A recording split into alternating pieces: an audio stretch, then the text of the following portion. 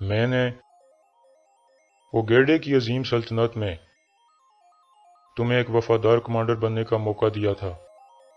तुमने क्या किया? मुझे धोखा दिया। मुझे, नोयान को।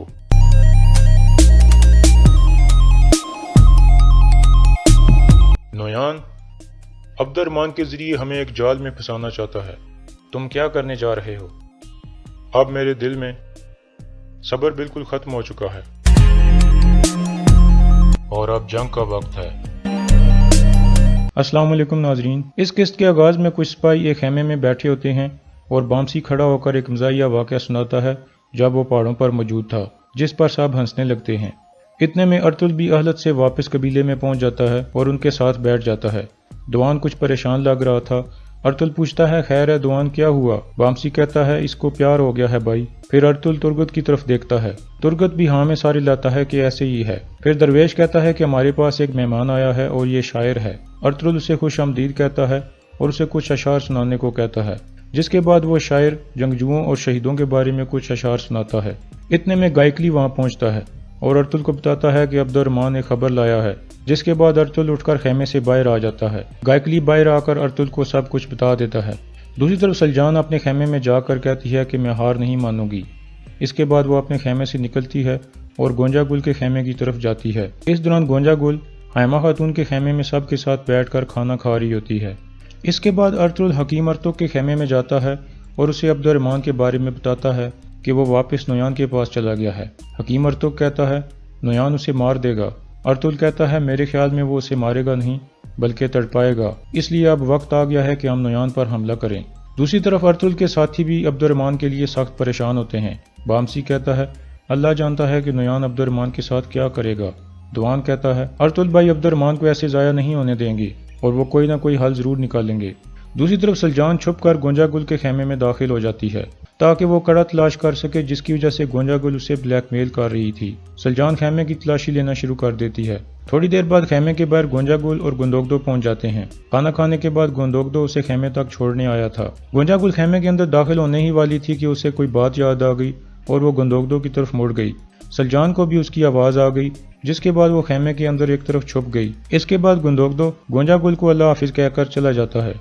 गोंजा गुल अपने खेमे में दाखिल हो जाती है, जबकि सलजान भी अंदर किसी चीज के पीछे छुपी हुई थी। इतने में गोंजा गुल को अपने सामान के साथ कुछ गड़बड़ लगती है और वो तेजी से उठती है, जिसकी वजह से रोशनी वाला दिया नीचे गिर जाता है और नीचे कालीन को आग लगना शुरू हो जाती है। गोंजा गुल उसे बचाने की कोशिश करती है और सलजान इस मौका का फायदा उठाते हुए उसके खेमे से बाहर निकल जाती है। सलजान वापस अपने खेमे में पहुंचती है और रोना शुरू कर देती है और गोंजा गुल पर सख्त गुस्से में होती है। इसी गुस्से में वो मेज पर पड़ी कुछ चीजें गिरा देती है। ऐन उस वक्त गुंदोगदो उसके खेमे में दाखिल होता है और उसे ऐसा करते हुए देख लेता है और कहता है, तुम तो अपने साए के साथ भी लड़ती रहती हो, अल्लाह तुम पर रहम करे। यह कहकर वो वापस चला जाता है और सलजान बैठकर रोने लगती है। गुंदोगदो वहां से हायमा खातून के पास जाता है और उनसे पूछता है कि नए रिश्तेदारों के बारे में क्या सोचा है आपने। हायमा खातून कहती हैं, गुमस्तेकिन महल में एक इज्जतदार ओहदे पर फायज है, जबकि गोंजा गुल से भी मिलकर मुझे खुशी हुई।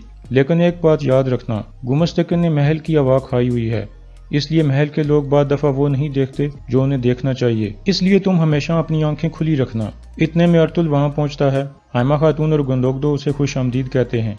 फिर अर्तुल कहता है, मुझे कुछ जरूरी बात करनी है आपसे, जिसके बाद वो तीनों बैठ जाते हैं और अर्तुल अपनी बात शुरू करता है और कहता है, नोयान अब्दुर्रहमान के जरिए हमें एक जाल में फंसाना चाहता है। तुम क्या करने जा रहे हो? अब मेरे दिल में सब्र बिल्कुल खत्म हो चुका है और अब जंग का वक्त है।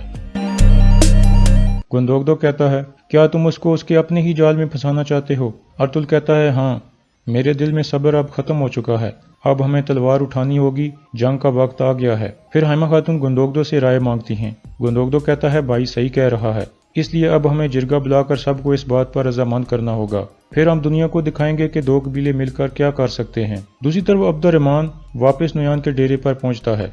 नोयान उसी का इंतजार कर रहा था। अब्दुर्रहमान जैसे ही घोड़े से उतरकर आगे आता है, उसे मंगोल सिपाही चारों तरफ से घेर लेते हैं। अब्दुर्रहमान भी अपनी तलवार निकाल लेता है। لیکن تھوڑی سی لڑائی کے بعد وہ عبد الرحمن کو نیچے گرا لیتے ہیں اور اس کو قابو کر لیتے ہیں اور پھر نویان اٹھ کر آتا ہے۔ منگول سپاہی ایک طرف ہٹ جاتے ہیں۔ نویان عبد الرحمن کو کہتا ہے، میں نے اوگیڈے کی عظیم سلطنت میں تمہیں ایک وفادار کمانڈر بننے کا موقع دیا تھا۔ تم نے کیا کیا؟ مجھے دھوکہ دیا، مجھے، نویان کو۔ اس کے بعد عبد الرحمن کہتا ہے، تم اور تمہاری سلطنت جہنم میں جاؤ، جس پر نویان غصے میں آ جاتا ہے اور اسے مارنا شروع کر دیتا ہے۔ پہلے وہ اس پر مکے اور گونسے برساتا ہے، پھر ایک ڈنڈا اٹھا لیتا ہے اور لگاتار اس کے سر پر مارنے لگتا ہے، جس کے بعد عبد الرحمن بے ہوش ہو جاتا ہے۔ پھر نویان غصے میں کہتا ہے، میں ارطغرل کا اور اس آدمی کا سر ان کے قبیلے کے سامنے لٹکاؤں گا۔ اگلے دن قبیلے میں حائمہ خاتون دودرگا کے کچھ اہم لوگوں کو اپنے خیمے میں بلاتی ہیں۔ حائمہ خاتون کہتی ہیں، نویان سے اب حساب لینے کا وقت آ گیا ہے۔ پھر ارطغرل بولتا ہے اور ان کو اپنے منصوبے کے بارے میں بتاتا ہے اور کہتا ہے کہ نویان کرت بوگزی کے مقام پر میرا انتظار کرے گا۔ گمستیکن کہتا ہے، تمہیں کیسے پتہ چلا یہ؟ ارطغرل کہتا ہے، عبد الرحمن جسے آپ غدار سمجھتے تھے، اس کو میں نے جیل سے نکلوایا تھا اور نویان کے پاس جاسوس بنا کر بھیجا تھا، لیکن اب اس کی زندگی خطرے میں ہے، اس لیے ہمیں بہت جلد کوئی ایکشن لینا ہوگا اس سے پہلے کہ وہ اپنی زندگی کھو دے۔ پھر ارطغرل انہیں ایک نقشہ دکھاتا ہے اور کہتا ہے کہ نویان کے آدمی مجھے پھنسانے کے لیے کرت بوگزی کے مقام پر موجود ہوں گے، اور جب وہ وادی کے نیچے ہمارا انتظار کر رہے ہوں گے، ہم دوسری طرف سے پہاڑی کے اوپر چلے جائیں گے اور اوپر سے ان پر حملہ کر دیں گے، جس کے بعد انہیں سانس لینے کا بھی موقع نہیں ملے گا۔ ٹویٹیکن کہتا ہے، میں آپ کے ساتھ ہوں ارطغرل بھائی، جس پر ارطغرل مسکرا کر اس کا شکریہ ادا کرتا ہے۔ گمستیکن کہتا ہے، یہ آسان کام نہیں ہے ارطغرل۔ اس کے بعد گندوگدو اپنا منصوبہ بتاتا ہے کہ جب نویان اپنے بہترین آدمیوں کے ساتھ کرت بوگزی کے مقام پر ہوگا، میں اپنے سپاہی لے کر نویان کے ڈیرے پر چلا جاؤں گا اور وہاں حملہ کر دوں گا۔ گمستیکن اس بات پر رضامند ہو جاتا ہے اور کہتا ہے، میں بھی اس جنگ میں حصہ لوں گا۔ اس کے بعد کرکٹ سردار کہتا ہے، پاک جنگ مبارک ہو۔ آخر میں ارطغرل کہتا ہے کہ جو باتیں یہاں ہوئی ہیں وہ صرف یہیں تک رہنی چاہیے، اگر ایسا نہ ہوا تو میں سمجھوں گا کہ غدار ہم میں سے کوئی ہے۔ دوسری طرف نویان کے ڈیرے پر عبد الرحمن کو ایک پول کے ساتھ باندھ دیا جاتا ہے۔ الو بل کے ایک کھوپڑی اٹھا کر رقص کرنا شروع کر دیتا ہے۔ اس کے بعد وہ کھوپڑی نویان کے پاس لے کر جاتا ہے۔ نویان اپنے ہاتھ پر خنجر مار کر خون نکالتا ہے اور کھوپڑی کے اندر نچوڑ دیتا ہے۔ اس کے بعد الو بل کے کچھ پڑھنا شروع کر دیتا ہے اور کھوپڑی والا خون آگ میں پھینکتا ہے، جس سے آگ بھڑک اٹھتی ہے اور الو بل کے اس آگ میں دیکھنا شروع کر دیتا ہے۔ دراصل وہ روحوں کی مدد سے نویان کی مستقبل کے بارے میں پتہ لگانا چاہ رہا تھا۔ تھوڑی دیر بعد نویان اسے کہتا ہے، کیا دیکھا تم نے؟ الو بلگے کا سانس پھول جاتا ہے اور وہ رک رک کر بولنا شروع کرتا ہے اور کہتا ہے، ارطغرل ایک باز کی طرح تھا جس کے پار ٹوٹ چکے تھے، لیکن اب وہ پہلے سے بھی بہت مضبوط ہو گیا ہے اور وہ اپنے مضبوط پروں کے ذریعے تمہارے اوپر سے گزر جائے گا نویان۔ پھر آخر میں الو بلگے کہتا ہے کہ جب تک ارطغرل نہیں مرتا تمہاری کوئی جیت نظر نہیں آ رہی۔ یہ سن کر نویان شدید غصے میں آ جاتا ہے اور الو بلگے کو دھکا دے کر گرا دیتا ہے، پھر غصے سے ادھر ادھر گھومنے لگتا ہے اور کچھ دوسرے سپاہیوں کو بھی گرا دیتا ہے، اور یہاں اس قسط کا اختتام ہو جاتا ہے۔